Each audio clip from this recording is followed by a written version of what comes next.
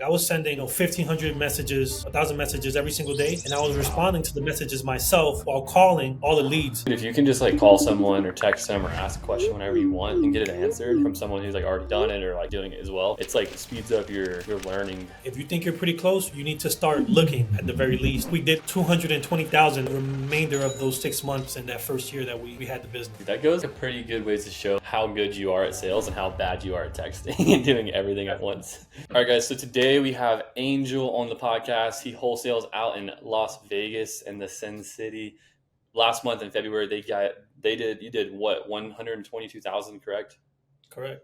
That's pretty insane. So today, Angel, he's gonna break down his story from how he went from getting shot up in North New York, which is absurd. So you guys are gonna hear all about that, to like his entire journey of how he grew his company to have hit his first 6-figure month. So I'm pretty excited for this show. Appreciate you being here, Angel. Thank you, man. I appreciate you having me. Yeah, dude. So like, talk to me a little bit. Like, what was like your kind of like your journey into entrepreneurship? Like, why did you pick to start your own company and like kind of go down this route? Yeah, man. So I needed a change. When the pandemic happened, I was actually working as a GM of some fitness studios here in Vegas, and when COVID hit, we I got let go. Hmm. But I got let go with the understanding that I was going to come back on when everything blew over because I was um, one of their best general managers within all the studios that they had. I've always been a good salesperson. Hmm. So I got let go with that understanding. The whole COVID thing. The whole time I was pretty much getting educated on YouTube. I found it on YouTube. Don't know how I found it. I was never really looking into any entrepreneurial stuff, so I don't know how it got into my algorithm. Hmm. But long story short, studied it for about like 2 months, and I decided to take action. And by the time that it did blow over, and the studio, fitness studio was having us come back, I pretty much told my regional, which we are good friends. I told them that I wasn't going to come back, and that was pretty much the beginning of the journey. Dude, that's crazy. There's a couple people I know who've had that same like type thing. It's like they got laid off or their work just kind of stopped because of COVID, and then they started wholesaling. Like one of the guys I know pretty well. That's the exact reason got into it. So like, when he asked you to come back, like, were you already like doing deals? Like, what was kind of like the first like little bit? Because it was probably like what, a year before you got rehired, or like what was the time period on that? It was like probably like 3 months. Mhm. And no, I decided to not go back without doing the deal. Oh shit. Yeah, I decided to go back without doing the deal. I think when I decided to tell them that I wasn't going back, I hadn't even taken action. I was like kind of formulating the plan Uh, in my head in a whiteboard with my wife. She was then my girlfriend. So yeah, I took a chance because I really believed in all the information that I was soaking up, and I was definitely planning on taking action, and I definitely believed that it was going to work. dude, that's kind of a quick turn of events. So like, how long was it from that time to when you started taking action and doing your first deal? So probably after I decided not to go back, I took action, like very minuscule though, and I would say imperfect action, right? Like you should have seen Hmm. my whiteboard. Like I had like a great marketing plan, RVM, texting, cold calling, like The this whole was probably nine. like, yeah, everything. But you know how me and my wife started. We started driving for dollars. Okay. We got a deal machine. Started driving for dollars in Vegas every single day. We used to tag like 300, 400 properties every single day. Okay. That's a And lot of then work right there. Dude, you guys were yeah, grinding. yeah, we were grinding. We were driving for dollars for like 3, 4 hours every single day.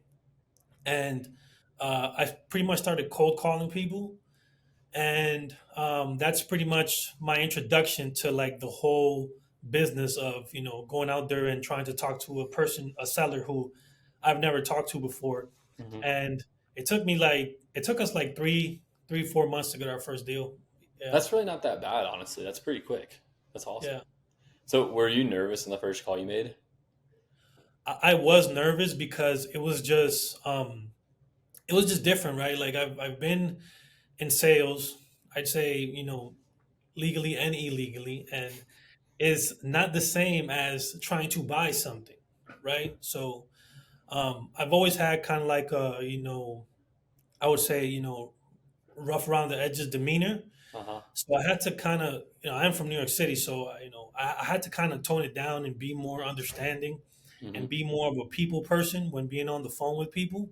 So Hmm. it was definitely a change from trying to sell something even at the fitness studio to trying to reach out to somebody to help them and buy their property. It was a big difference. Yeah. Yeah, like I think like I hear that a lot. It's like for I was actually just talking to a guy like literally last night about that. Like, what do you think is like the biggest difference that you have to do like when you're trying to like sell a product, a service, or whatever, versus like trying to buy a house? Well, in acquisition, especially direct to seller, I mean, you really have to understand the person's situation. So it's more of a tailored understanding and caring for what the individual is trying to accomplish, Hmm. as opposed to like selling fitness packages at a fitness studio. I mean, it's the same. You know why you sell. You know why what you're selling. You know why you're selling it, Hmm. and I think that's where it changes. There's so many different situations that you could never imagine that you're going to come across. Hmm. That's the difference, and that's a major difference. Yeah.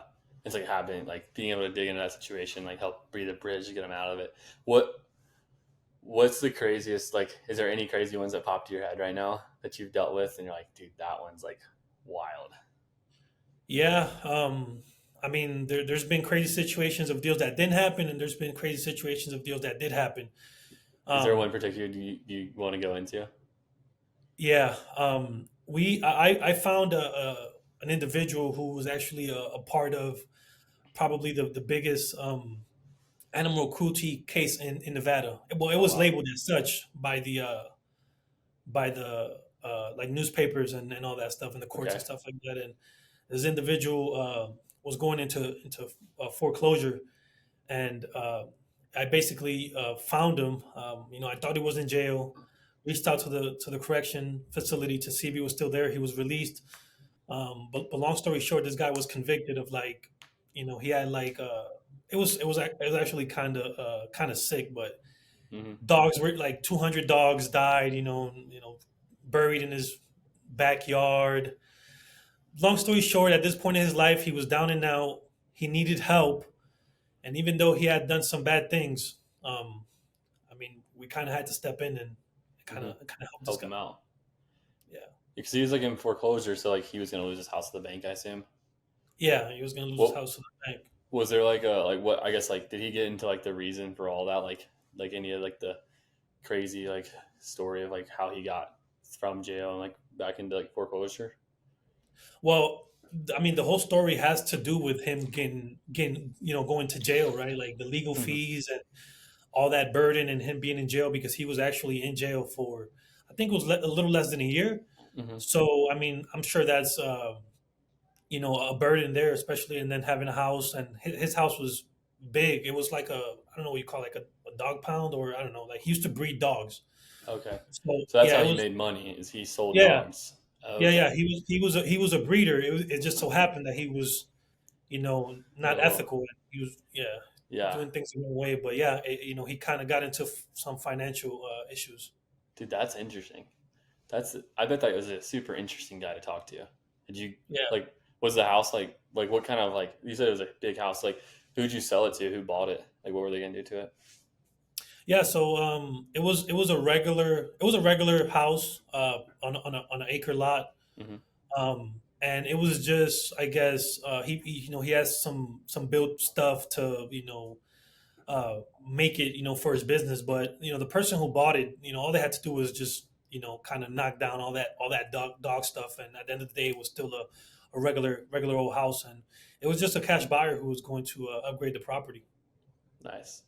Cool. So okay, so like talk to me about this. Like you started wholesaling in 2020 after you got basically like temporary release from the gyms or I guess what kind of, it was like a CrossFit studio or whatever it was. Yeah, Um, fitness studio. fitness studio. What was the what was like the most impactful couple things that you did to go from like being like solo to like having like a small team and eventually like starting to really get good at doing deals?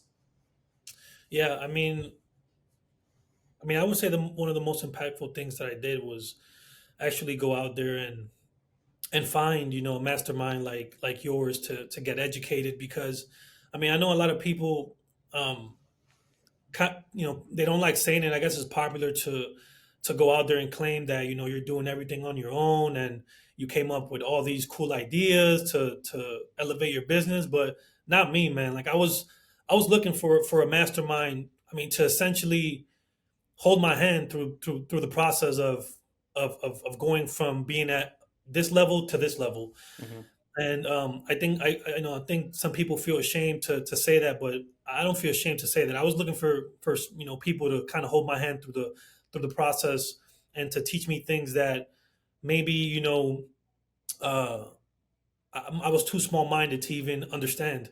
Hmm. And that helped me. Being in the mastermind helped me a lot, and just the value of every day of getting nuggets from you, from all the other individuals in the mastermind who are in the same position that I am in, or were in the same position that I am in.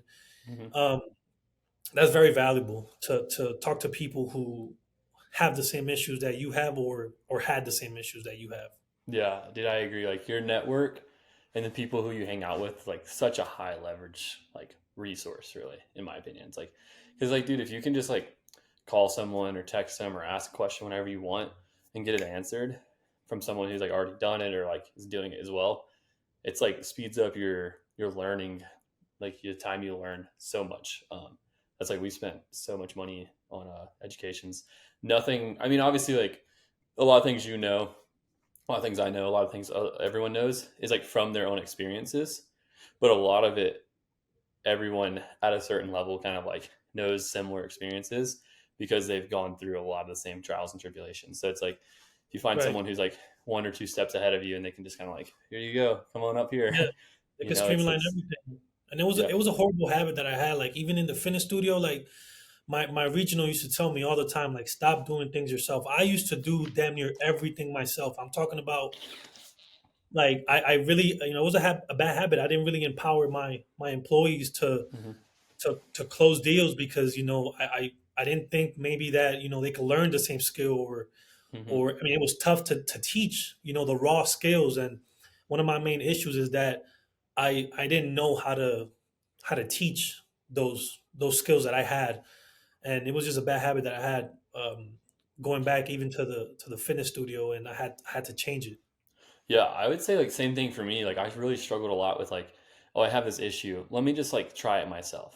And versus like just like go and like my first instinct was like, let me just try to figure it out. Versus like force myself to learn like, you know what? Why don't I just ask someone who knows this already? Because like I think it's easy to be like, do you think it's like an ego thing or is it just like a habit thing? Like what? Like for me, I felt like it was almost like a little bit of an ego thing because I like would just be like, oh, dude, I can figure this out. Like, why do I need someone else's help?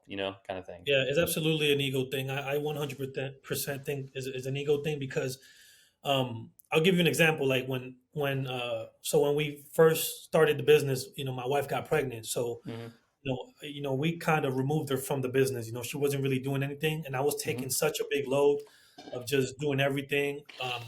Talking to people, doing the SMS myself. Like I was sending 1,500 messages, 1,000 messages every single day, and I was Wow. responding to the messages myself while calling all the leads.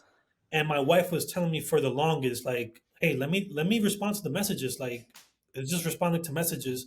And my ego, I'm thinking that maybe she's not as good as I am, and I don't know, recognizing positive responses.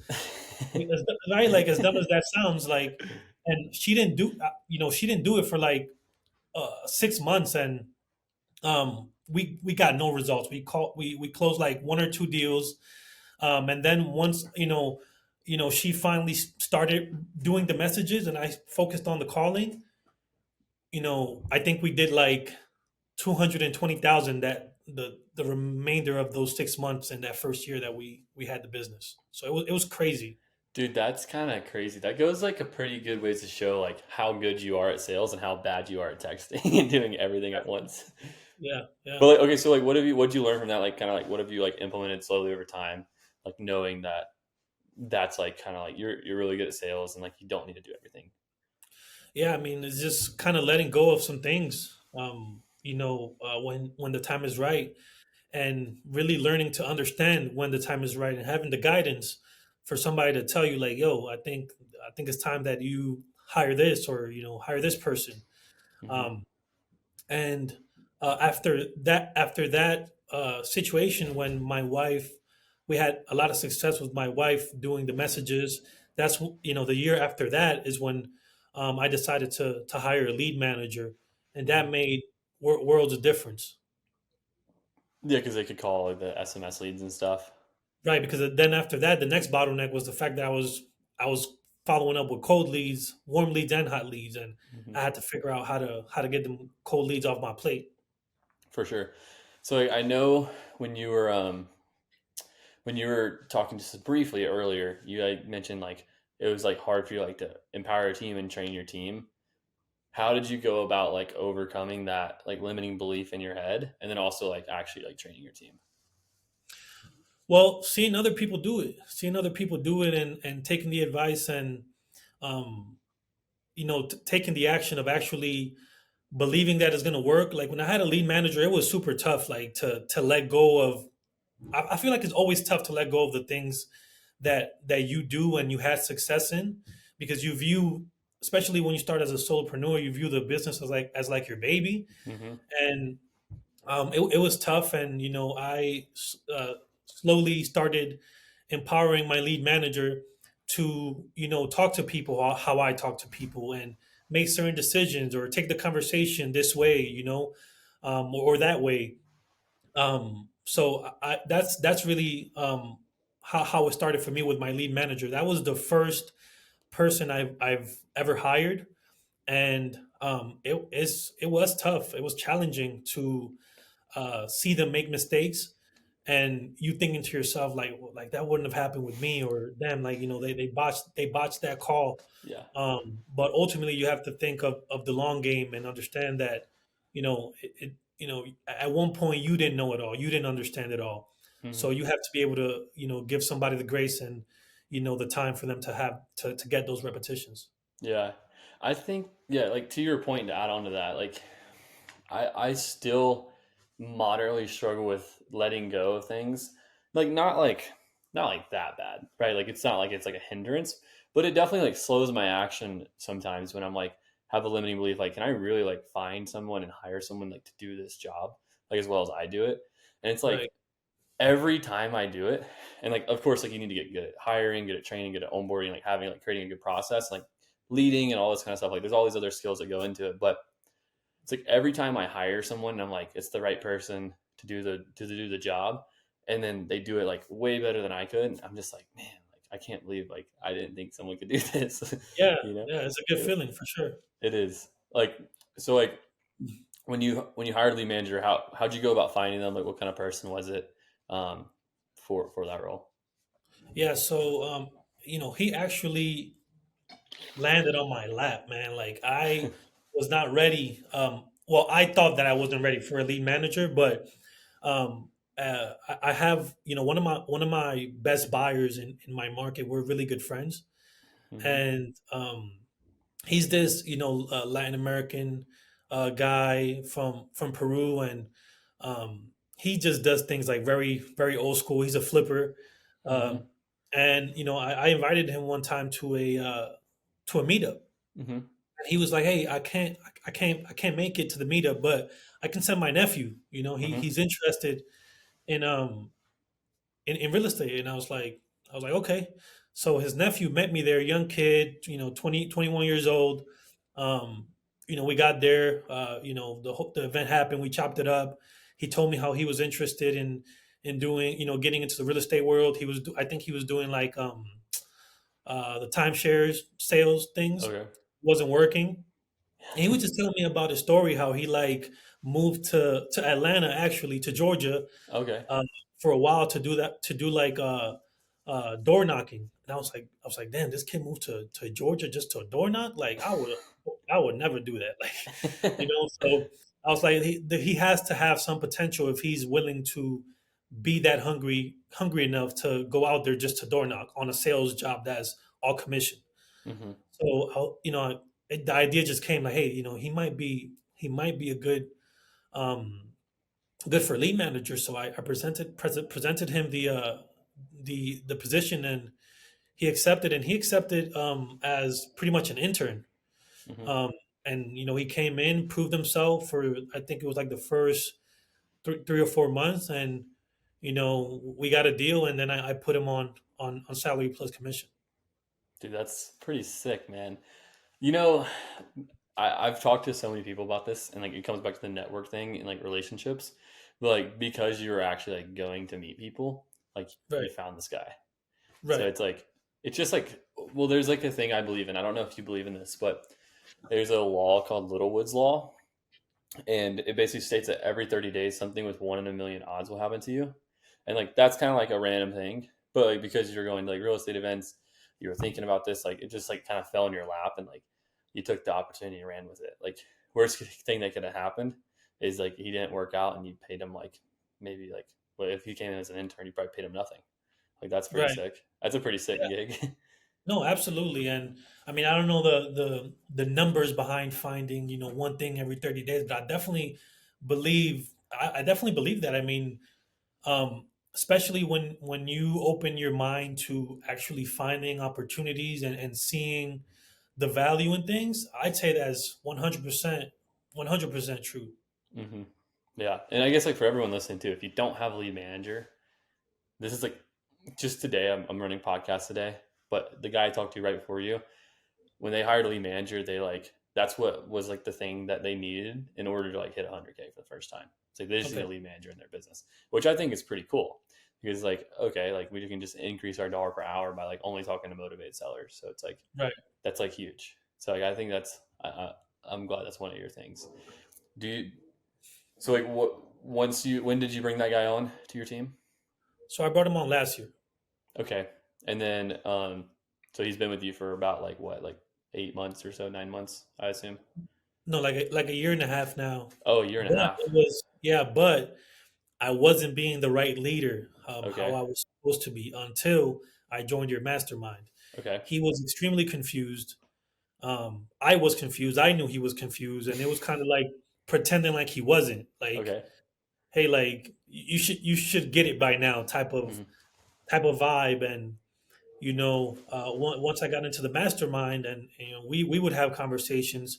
One of the biggest things that changed my business and my understanding is like you told me, you were like, define his role, like define what a lead is, define what he's supposed to be doing on every call on a day-to-day basis.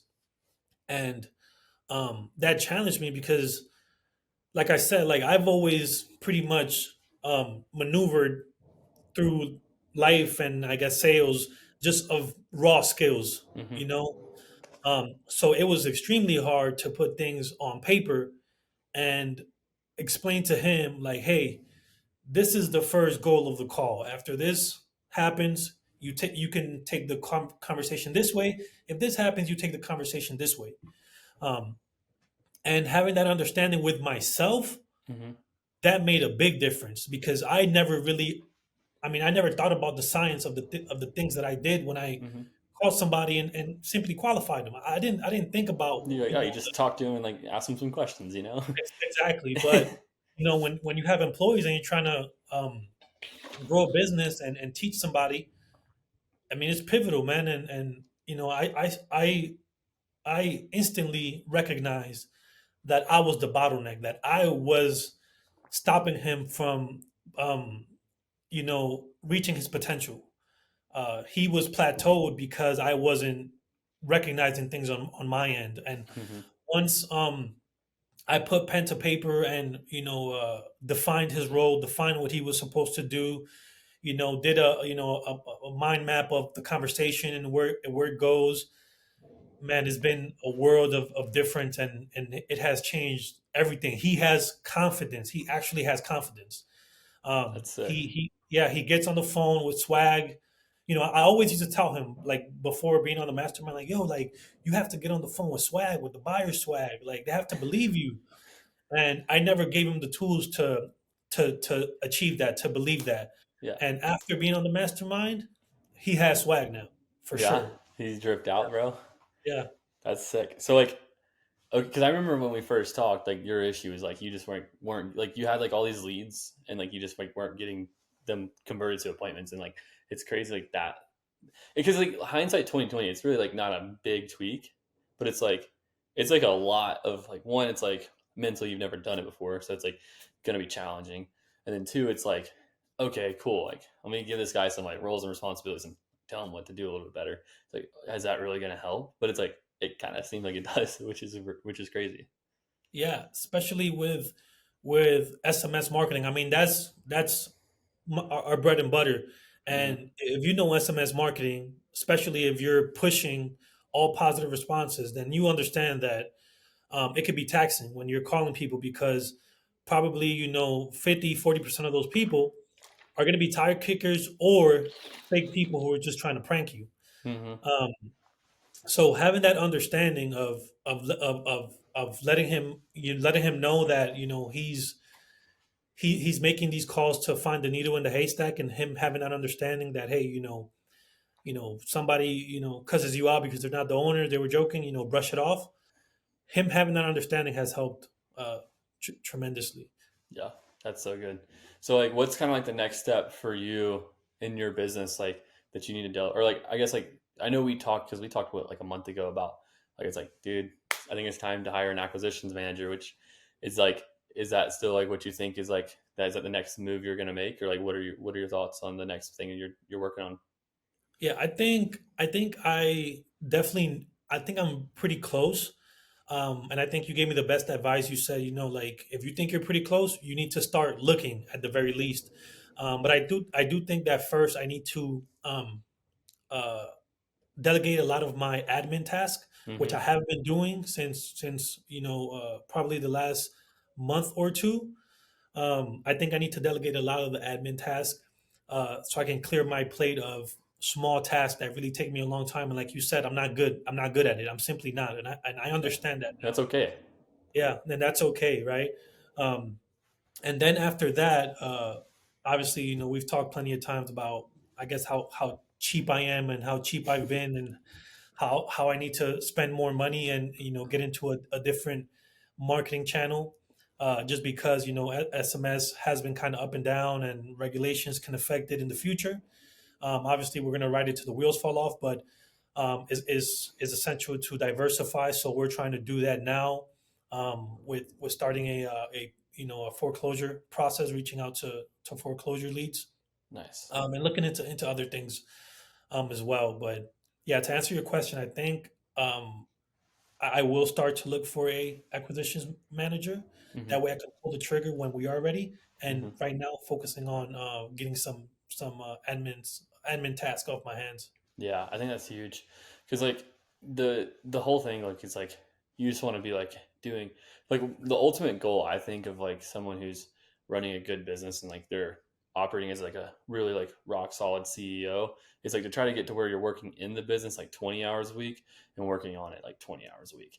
If like you can Right. get there, like maybe it's like you work in it 30 and you work on it 20, like it's all going to vary, right? Or maybe it flip flops, but I think if you can get to that point, like that's when you're going to really like see exponential growth. Because I think we were talking about it, what, like on one of the calls maybe 2 weeks ago, about like just like time management and like priority stuff. And it's like, dude, Yeah. if you can just do one thing per week, like your business just moves so fast if you can just do the right thing.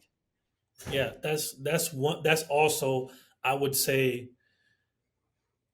the thing that has made the biggest difference here in the last couple of months has been picking up on the productivity things that you and other people do in the mastermind. Man, I'm like obsessed with like the subject of like productivity now. Like, I am obsessed. Like, on that last call when I think we were Tyler, chopping it up. Yeah, and you and Tyler got in there and was just kind of breaking things down with productivity. he Man, like that, showed like, us I'm like whatever obsessed. that thing he was showing us was insane. Yeah, and I'm like, reading productivity books. I've already read two productivity books this year. I'm just like in that subject. I'm trying to make my life more productive, Mhm. not only because obviously, productivity in my business is going to affect my productivity outside. So For sure. How do you balance like, because like, like obviously like working like, how much do you work a week right now on average? right now, probably 5, 6 hours a day. Oh, okay. So you're not, dude, you're chilling. You're living the good life. Yeah, I mean, to be honest, I probably should work more, but there's other variables that come in. Like I have a daughter, and I'm Hmm. not trying to be that person who's just super overwhelmed with work. Like I want to very much be present, and I Hmm. want to make sure that there's balance um, in my life because obviously the business provides, but my daughter and my wife come first. Yeah. No, I think that's awesome, dude. Like that's like 5 to 6 hours. I think most people would like be like, dude, I work double that every day. So like Yeah, you should be proud of that, honestly. yeah, Like for me, like my goal this year is like, how do I take off 45 weekdays and still grow the business? And like, right, that's like my goal. It's like, I probably like, I mean, I guess if you count like networking stuff, I work a lot more, but like, I just like work probably like 30, 30 max 40 a week. But like, yeah. so like, how did you like set up your life and your business where you're able to work like 5 to 6 hours a day? Because really like that's 30 to 35 hours a week, or I guess no, it's like 25 to 30 hours a week. So like, how'd you get that? How'd you like set that up? 'Cause I think that's pretty impressive. Well, to be completely honest with you, when I said that I probably should be working more, is because I would say before these last 2 months, I wasn't productive at all. Like Mm-hmm. it felt like I should be doing more because I wasn't taking advantage of those 5 to 6 hours. Mm. And after picking up on all the nuggets um, from from these books and masterminds and all that stuff, then it has put a different. I have a different mindset now. Like 5, 6 hours should be enough if I'm applying all these productivity tools in my life. Mm-hmm. And for like about 2 months now, I've been doing things like how you write your days the night before, or in the morning. Waking up early and doing a lot of those tasks early on in the morning. That has been a game changer because it allows me to feel good about my days. I said this in one of the calls where I would be in the office for 6 hours and then I would leave and I would literally say like, wow, opening my car door, like, yo, what did I do today? Like, what did I do today? I didn't do anything. Like, do I remember talking to anybody? Any productive calls? Do I remember moving anything forward in the business? I didn't. So um, being able to be aware of, hey, I have my life is structured where I have 5, 6 hours of work. How can I make the best of these hours? Because that's not going to change. I'm not Mm-hmm. going to go to 8 hours because that's my family time. Mm-hmm. So having an understanding of how where those hours are allocated and how to do the most with those hours. Yeah, dude, I love that. So like, okay, so from reading these productivity books, from like working on this over the last 2 months, what's like kind of like your structure of how you spend your time to make sure you're as productive as you can be in within those 5 6 hours?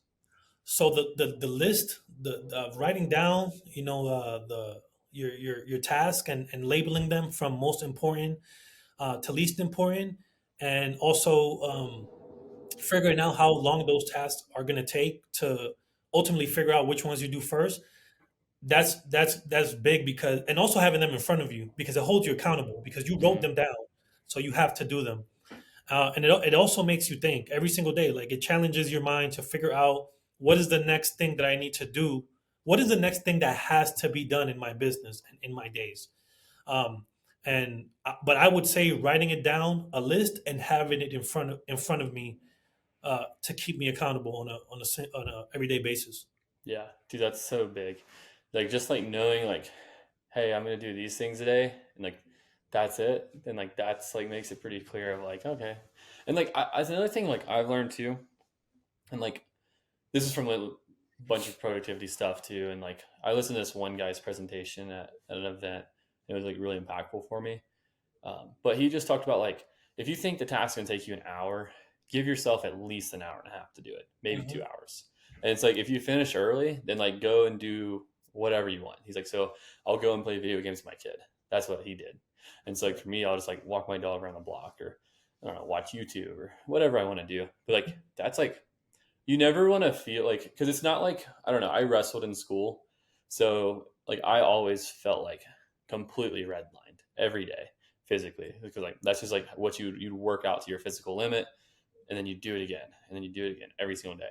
But like I feel like with business, if you work out to your mental limit, you can only do that like 3 days. Like I can only like to do that like a couple of days in a row, and I'm like completely Right. torched. And then, but if I like always, I'm like, if you lift weights like a RPE of like 6 out of 10, like where you're like, there's like tons of gas left in the tank, then you kind of always feel good, and you're always just kind of able to chug this along. So I Right. think that's like, I think that's like super, super huge for me.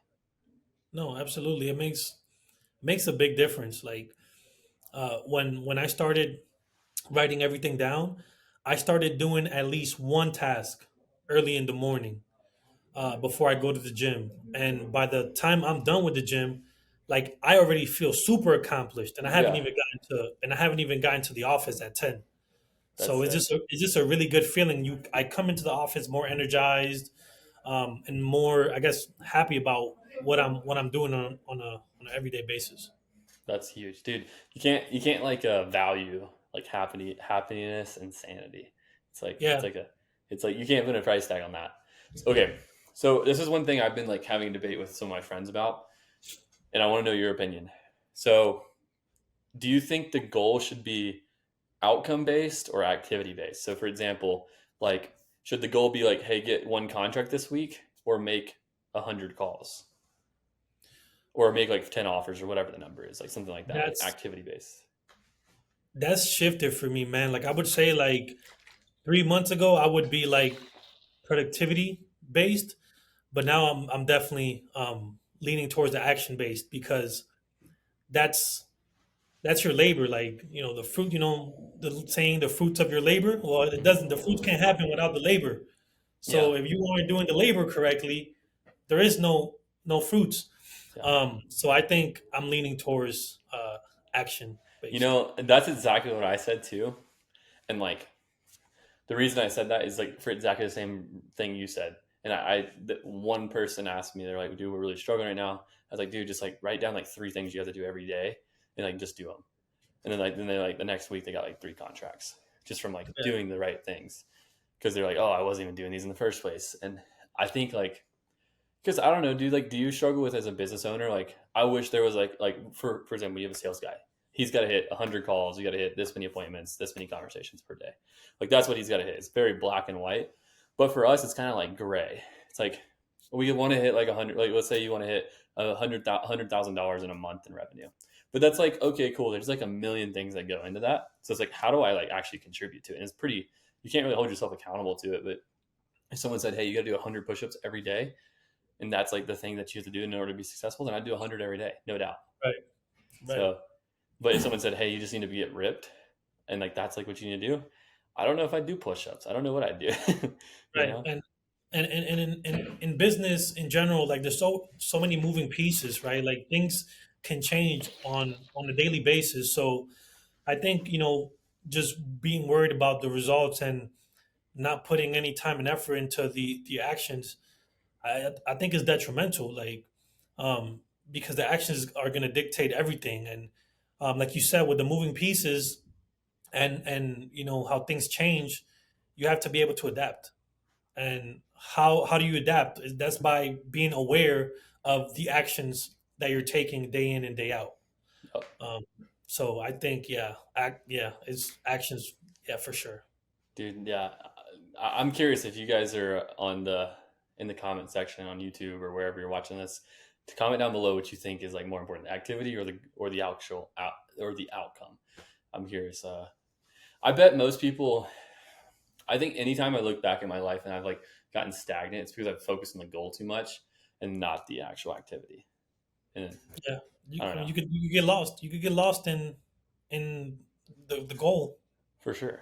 Because there's Yeah. like, ah, dude, I'm just like, unless it's like a small goal. If it's like, hey, like I guess like maybe that's more of an activity, but it's like your goal is like, for example, like I'm launching like a small like community with like no support and just like some information, and then like like 2 calls a month for like $100 a month or $97 a month. And then I was thinking like one of the goals like or the activities every day might be like I might focus on the goal, be like I want to sign up 5 people a day for that, or maybe I want to like, or maybe it's like what kind of activity, I don't know what else I can think of for that, but like to me that's like a digestible goal where it's like okay, there's only like a couple things you can do to even get people in there. You have to like market it out and et cetera, et cetera. But it's like if it's something like oh like a revenue goal, like that definitely can't I definitely can't look at that on a daily basis because it doesn't change enough, you know. Yeah, I mean, you could lose attention to detail, not really being focused on the activity. I mean, the example that you just gave with the push-ups, right? If my goal is to have a bigger chest and I'm doing 100 push-ups per day, right, and then my chest starts getting bigger, and then I start to plateau, and I don't know where I'm going after that. But then if I look Mm-hmm. at the action, maybe I need to do some open, some wider push-ups, Mm-hmm. some Or diamond more, push-ups, or diamonds, right? or whatever, Right, and that's the or action. weighted push-ups. Like who knows? Like progressive overload, Exactly. baby. Yeah, Yeah. absolutely. Do you like? I mean, obviously, you probably work out a good amount. I imagine as a gym manager. Yeah, yeah, I work out. What kind of lifts do you do? Are you like a full body guy? Are you like a 3 day split? Like what's your go to? I'm a full body guy, man. I have been kind of neglecting the legs since I stopped playing baseball, Yeah, but been trying to get back into it and doing a little bit more cardio as well. But I'd say full body. that's what I. Dude, full body is like if you do work out and you've never done full body, I think it's the best. That's what I did. I haven't done anything other than that since I was like 20. Yeah, Because it's like you can well like my reason for it is like I can do the best workouts every day and never be sore and always work out harder. right. But I don't do legs either, so like that's also because I do a lot of running though. But yeah, I haven't done legs since I was like in like 4 years probably. Yeah, man. It's kind of sucks without having that accountability of You said you of played baseball though. yeah. Where'd you play ball at? So I played in a couple colleges. First, I was in JUCO, Okay, uh, somewhere in Minnesota called International Falls. It's literally one of the coldest places I in was the gonna say states.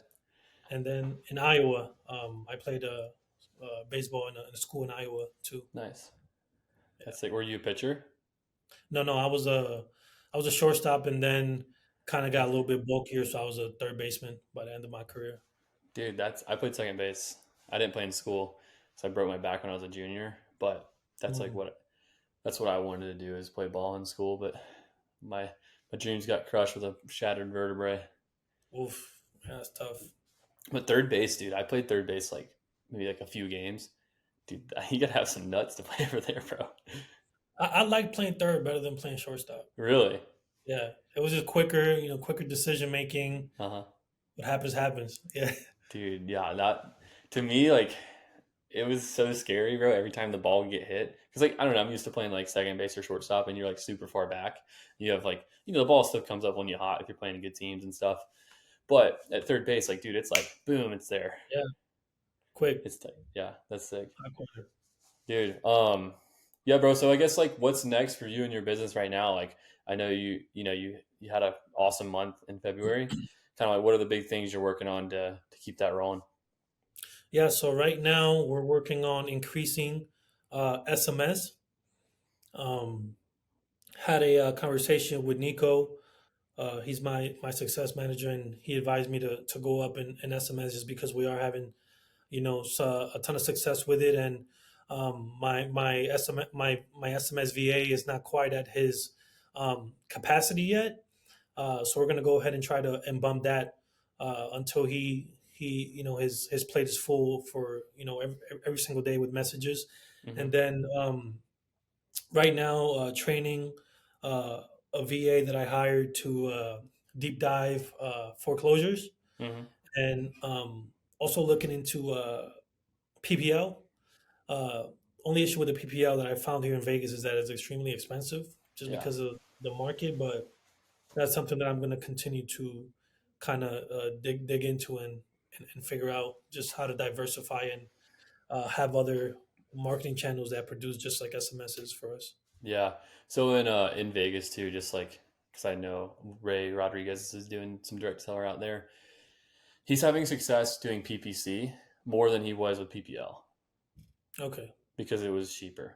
So maybe that's like something that makes sense. It is a little bit more expensive. Um, Someone else who you could talk to in the group, Tyler Vincent, about how he's doing like on his call. I think it's on Wednesdays. So I guess it's like would be a yesterday. Um, Maybe it's next week because it's every other week. But he's doing direct mail, and like right now he's like projected ROI is like around like 8x with their strategy. And like I think it would, you already there's a couple different things that he does with the data, like put it through like reworked AI, and like it's kind of like an AI grading system or whatever, which might be good if you did cold call too, or something else like that. But and then he's sending out like a neutral postcard, like handwritten, and it's working really well. So like if you did want to go that route too, that probably I don't know how that would work in Vegas. I don't know anyone else off the top of my head doing mail out there, but I do know Ray's having success with PPC out there. Um, and I think he might have tried check letters with mail. The thing with check letters that I've found is unless you can pay like 80% of Zillow value consistently, it's really tough to like have success with check letters because like the fake check letters where you're saying like, hey, we'll offer you this or whatever, because people get really tied to that price. It does, and like if you offer too low, you get like no leads, and if you offer too high, you get like so many leads, but none of them like the price is like anchoring them. Yeah, there's quite a bit of people in this market doing direct mail. Hmm. That record lead that we closed last month, that was 80 grand. When I went to their house, they had like a stack of direct mail that they were getting, and they would tell me that they didn't want to work with anybody but me, but they showed me the stack, and it was like all the big guys, like yeah, Really. all the big guys were mailing them. So and also it works as no brand. Yeah, Don't do branded on the mailer. But okay, so like how'd you win that deal if you like with all the competition? You just like yeah. beat out all the That was boys. that was interesting, and that deal. So that deal's been in the pipeline for like a year and a half, and it was they're 80-year old couple.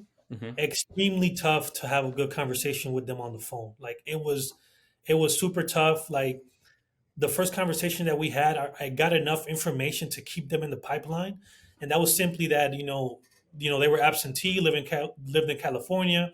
They inherited the property, and had been vacant for like 8 years. It used to be their mother's property, and there was just a lot of sentimental value in there. So I kept the lead around simply because of that. I didn't get like any. The conversation wasn't in depth at all. Somebody else maybe would have like put it in a cold bucket or something, but I was following up with them, every single month for like a year and a half, and so I forgot how I got the number, but okay. So this what happened. When we skip traced the lead, I contacted that number, right? And then throughout the conversations, he told me, "Hey, we're about to get a new number. This number is no longer going to work." So anybody who skip traced them after that, they didn't have that number because he specifically said, like, "Hey, I know this number. Everybody has this number because I put it in records, blah, blah, blah. I'm tired of these calls. I want to work with you when the time is right. I'm going to get this number. This is my new number. This number no longer works." So I had that number. Dude, wait, Nobody, what'd you do like that these guys liked you so much?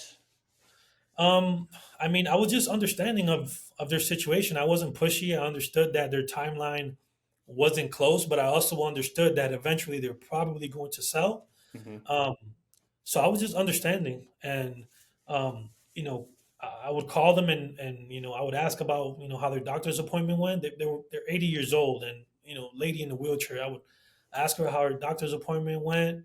I would, long story short, I would talk more about their well being than about the property when essentially they weren't ready.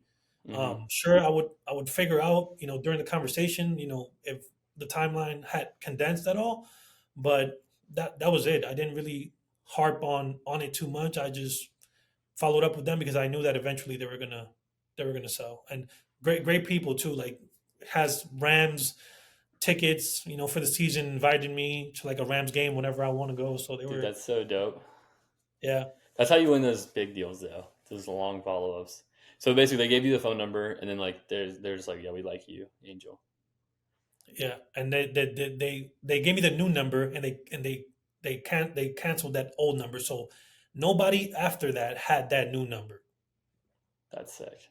at all, at That's all. awesome, Yeah. dude. That's so cool. Doesn't that like make you feel pretty good that you're like, dude, I just like got all these other guys Oh yeah, completely and no competition. absolutely, man. And I'm talking. All the big guys were in those mailers. Pineda, Casey Ryan, like everybody who's big in Vegas had Yeah, the mailers, with the family in the front, like, all that. And I knew that if I lost the deal, it wasn't going to be because of a phone call. yeah, I knew that for a fact. yeah, yeah. Um, yeah, and I knew it was going to be Well, either a mailer. Casey does a ton of texting too. Like they got a good team too. They're rock Yeah, yeah, solid. no, yeah, they do a lot of texting. Yeah, Yeah, they do a lot of deals. They're yeah, based. yeah, for sure. Yeah, That's they're sick. big here. I'll have to tell him like you got beat out on a banger deal by the boy Angel. Yeah. That's hilarious. Cool, dude. So like, okay, so big things. I think like all those things are super good moving forward. Like, and then like freeing up your time with the admin task, and like then it's time to like bring on your acquisitions, dude. Do you think you're going to promote that your lead manager to acquisitions, or like what are you thinking? Um, I mean, everything is a possibility, but as of right now, I don't have him even giving out offers. He doesn't know how to do any of that right now. He's just qualifying, Mm-hmm. so I don't really have an answer for that right now, just because I haven't even tried to empower him to do that. The offer side of Mm-hmm. it at all. Yeah, Yeah. that'd be cool, dude. One thing you like, I actually like had this question today. The foreclosures and like having or like versus like having a new acquisitions person practice on like your expensive leads or your good leads versus like how do you get them ramped up. One thing that I know like Tyler Vincent does and a couple other people who I'm really close with that do with their acquisition guys is they'll have them do the foreclosure process to like learn and like get their first deal, and then after that they'll start giving them like other appointments. It's like that could be something too. Yeah, that's interesting because if you have to listen, if there's a lead that requires listening and understanding, is definitely a foreclosure lead. So that would make a ton of sense. Yeah, but anyways, dude, appreciate you coming on, bro. This is a pretty awesome story. Um, I think it's super cool, like how you built your life to like only work like 5 or 6 hours because you value like family and all that kind of stuff. I think a lot of people would like relate and like wish that they did that for themselves. But I think honestly, dude, it's like just a decision that you made and like you're strict by it, right? I mean, there's nothing you did that's like, wow, like it's revolutionary. You just decided like, hey, it's most important for me to see my kid grow up and be there for him as a dad, like and like be with my wife, like which I think is Abs- super commendable, bro. Absolutely. Thank you. Yes, sir. Dude, Angel, any last words you'd want to leave the listeners with who are trying to hit their first $100,000 month? Yeah, man. If I could do it, anybody could do it. It's simple, but it requires, action. And yeah, I mean, everything changed when I signed up to the mastermind and started soaking up all the knowledge from Chandler and everybody in the group. It changed my life, it changed my business, and um, uh, I have hopes that it continues to do that, and I'm pretty sure it will. Dude, appreciate you, bro. Until next time, I'll see you guys later. Thank you.